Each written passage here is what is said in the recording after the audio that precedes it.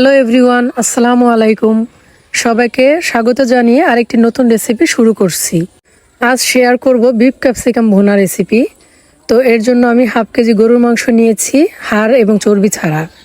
মাংসটা ভালোভাবে ধুয়ে এর পানিটা ঝরিয়ে নিয়েছি। দেন 1.5 টেবিল চামচ পরিমাণ সিরকা দিয়ে ভালোভাবে মাখিয়ে 1 ঘন্টার জন্য রেখে দিচ্ছি। আর মাংসটা আমি এরকম পাতলা স্লাইস করে কেটে নিয়েছি। একটি প্যানে 1/4 কাপ তেল দিয়ে তার মধ্যে হাফ কাপের চেয়ে কিছুটা কম পেঁয়াজ কুচি দিয়ে দিচ্ছি। এটাকে হালকা বাদামি করে ভেজে নিব। 1 চা চামচ রসুন বাটা আর হাফ চা চামচ আদা বাটা একই সাথে করে দিয়ে দিচ্ছি স্বাদ মতো লবণ। আর মাংসটাও একই সাথে দিয়ে 30 সেকেন্ডের মতো হাই হিটে ভেজে নিব। 30 সেকেন্ড পর নাড়াচাড়া দিয়ে ঢাকনা দিয়ে ঢেকে দিব আর চুলার হিটটা মিডিয়াম করে কিছুক্ষণ জাল করে নিব।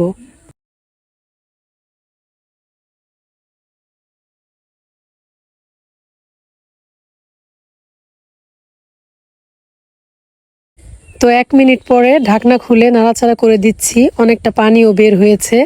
তবে আপনারা যদি মনে করেন যে সিদ্ধ করার জন্য কিছুটা পানি দিতে হবে তাহলে চাইলে দিতে পারেন। তাছাড়া মাংসের গায়ে যদি একটা ক্রিমি ভাব রাখতে চান তাহলে কিছুটা পানি দিতে পারেন। তবে আমি আর পানি দিচ্ছি না, আমি লুকিংটা একটু ভাজা ধরনের করব। তো মাংসটা প্রায় সিদ্ধ হয়ে গেছে। এই পর্যায়ে অর্ধেকটা গাজর স্লাইস করে কেটে নিয়ে এর মধ্যে দিয়ে দিচ্ছি 1 চা চামচ পরিমাণ সাদা গোলমরিচের গুঁড়া। গাজর দেওয়ার পরে আরও 1 মিনিট ভেজে নিব। 1 মিনিট পর অর্ধেকটা ক্যাপসিকাম আর হাফ কাপ পরিমাণ পেঁয়াজের পাপড়ি অ্যাড করে দিচ্ছি। এগুলো দেওয়ার পর আরও 1 মিনিট ভেজে নিতে হবে। এই বিফ ক্যাপসিকাম ভুনা সাদা ভাত, পোলাও কিংবা ফ্রাইড রাইসের সাথে খেতে কিন্তু দারুণ লাগে। এটা খেতে এতটাই মজা হয় যে কোনো কিছু ছাড়া এমনি খেয়ে নেওয়া যায়। তো মাংস সহ সবকিছু কিন্তু প্রপারলি কুক হয়ে গেছে। এবার নামিয়ে নিয়ে আপনাদের পরিবেশন করে দেখাচ্ছি। অনেকেই বলতে পারেন তেমন কোনো মশলা বা ঝাল কিছুই তো দেয়া হলো না। ওই যে কথায় বলে না যে ইলিশ মাছ যত মশলা কম দিয়ে রান্না করা যায় ততই খেতে ভালো লাগে, ঠিক তেমনি গরুর মাংস কিন্তু কম যায় না। আশা করছি এবারের রেসিপিটাও আপনাদের কাছে অনেক সহজ লেগেছে।